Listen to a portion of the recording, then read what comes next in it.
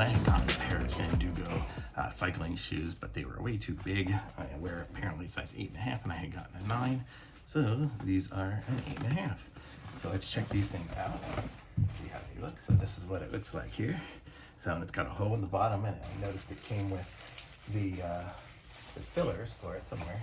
Yeah, these are the little fillers, so I can make them flat with these.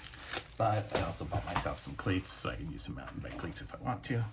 And let's try these on and see how they fit.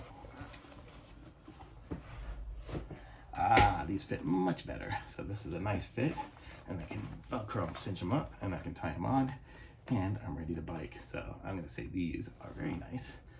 Way nicer than the last one. My toe goes up to about there. So these are good, and they got a nice solid thing. They're not gonna flex on me. So for mountain biking or any type of biking, these are gonna be great. So, and these are really nice looking too. So I'm gonna say super thumbs up for me on these. And links in the description to buy some for yourselves.